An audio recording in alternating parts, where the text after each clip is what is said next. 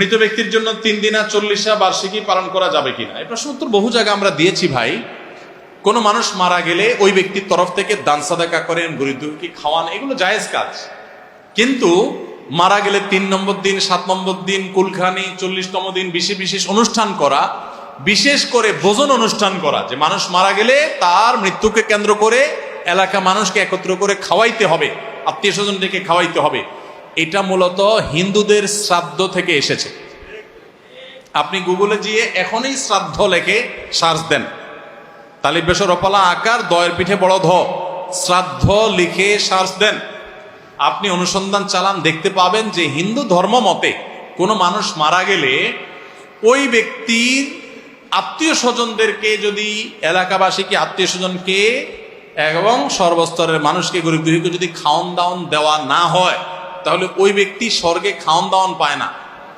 এই জন্য হিন্দু ধর্ম মতে খাওন দাওন দিতে হয়, তাহলে ওই ব্যক্তি পায়। এটা তাদের ধর্মীয় বিশ্বাস, তাদেরটা তাদের ব্যাপার।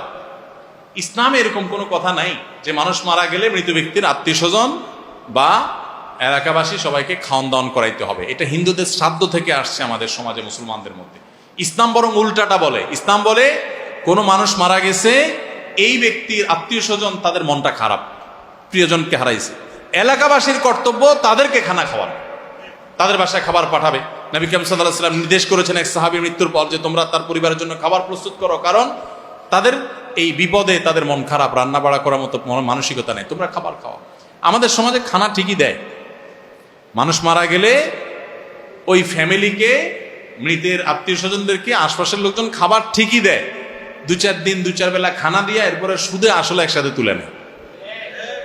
বোঝেন নাই কথা? মানুষ মারা যাওয়া, আমার বাবা মারা গেছে, আমার দাদা মারা গেছে, মনে করেন আমি গরু জবাই করে পুরো এলাকা মানুষ খাওয়াইতে হবে, কেন ভাই? কি জন্য খাওয়াইতে হবে? মানুষ খাওয়ায় কখন? খুশি হলে। খাওয়ায় কখন?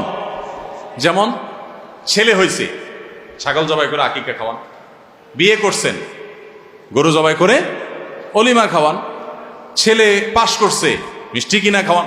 তো সাধারণত মানুষ ফুর্তির কোনো, আনন্দের কোনো সংবাদ পাইলে তখন মানুষ সাধারণত, এখন ভাই আমার বাপ মারা গেছে, আমার দাদা দাদি মারা গেছে, আমার মনটা তো এমনিই খারাপ, আমি গরু জবাই করে পুরো এলাকা মানুষকে সামিয়ানা টাঙ্গায় খাওয়াবো, এটা মানেটা কি?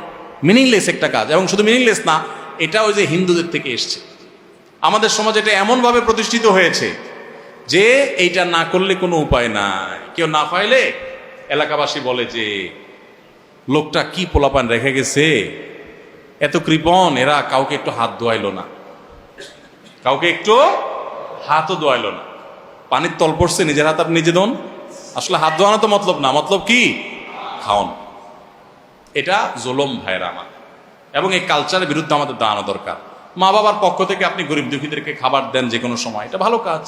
কিন্তু দিনক্ষণ ঠিক করে যে ফুর্তির মতো আয়োজন করা, আনুষ্ঠানিকতা করা, এটা ওই শ্রাদ্ধ থেকেই এসেছে। মৃত ব্যক্তির তরফ থেকে সাদাকা জারিয়া করেন, টিউবওয়েল করে দেন, এটা গাছ লাগায় দেন, অন্যান্য ভালো কাজ করেন, এগুলো করা দরকার। আল্লাহ আমাদেরকে বোঝার তৌফিক দান করুন।